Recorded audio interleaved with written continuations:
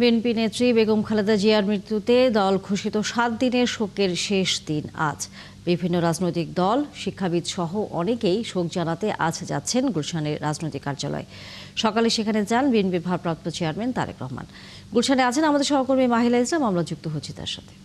মাহিলা, বিএনপির গুলশান কার্যালয়ে এরই মধ্যে রাজনৈতিক নেতারা কারা উপস্থিত হয়েছেন এবং একই সাথে আমরা জানি যে শোক বইতে দিনভরে গত কয়েকদিন নানা শ্রেণীর পেশার মানুষ সেখানে এসে তাদের অনুভূতির কথা জানাচ্ছেন।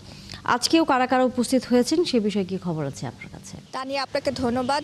যেমনটি বলছিলেন, সকাল 10টা থেকে বিএনপির এই গুলশানের রাজনৈতিক কার্যালয়ের সামনে রয়েছি। এখানে বেলা 11টা নাগাদ এখানে বিএনপির ভারপ্রাপ্ত চেয়ারম্যান তারেক রহমান এসেছেন এবং তিনি আসার পরে এখানে আমরা দেখেছি সিপিবি সাধারণ সম্পাদক, বাসুদের সাধারণ সম্পাদক এবং গণসংহতি আন্দোলন, বিপ্লবী গণসংহতি আন্দোলনের যে সাধারণ সম্পাদক তারা এসেছেন এবং কিছু বাম গণতান্ত্রিক জোট, ঐক্য জোটের নেতারা এখানে এসেছিলেন।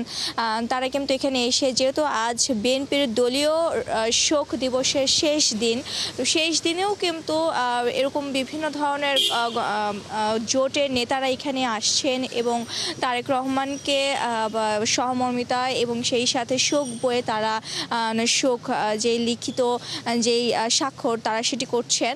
এবং কিছুক্ষণ আগে আমরা বাসুদের সাধারণ সম্পাদকের সাথে কথা বলেছিলাম, সেই বজলুর রশিদ ফিরোজ, তিনিও কিন্তু বলেছেন যে বেগম খালেদা জিয়ার যেই অবদান এবং 71 এবং 24-এর যেই গণ অভ্যুত্থান এবং বেগম খালেদা জিয়ার যেই গণতান্ত্রিক প্রক্রিয়া ধারণ করার যেই সংগ্রাম, সেটি যেন এবার সফল হয় এবং এই নির্বাচনে তারেক রহমানকে আসলে বিভিন্ন রাজনৈতিক দল যা সহযোগিতা করে দেশকে আসলে সামনের দিকে সেই সুন্দর গণতান্ত্রিক প্রক্রিয়ার মাধ্যমে যাতে ফিরে আসে, সেই আহ্বান এবং সেই কথাই তারা বলেছেন যে তারা বিএনপির সাথে কাঁধে কাঁধ মিলিয়ে দেশকে সামনের দিকে গণতান্ত্রিক প্রক্রিয়ায় যাতে নেওয়া যায় সেই বিষয়ে আসলে সহযোগিতা করবেন। তো এটি হচ্ছে গুলশান কার্যালয়ের সামনে থেকে এখনকার মতো তথ্য যে বিভিন্ন ধরনের বাম গণতান্ত্রিক ঐক্য জোট নেতারা আসছেন এবং তারা আজকে শেষ দিন যেহেতু দলীয় কর্মসূচির শোক পালনের সেটি পালন করছেন এবং তারা শোক বই স্বাক্ষর করছেন। তানিয়া, ধন্যবাদ মাহিলা, নিশ্চয়ই ফিরবো আমরা পরবর্তীতে আবারও।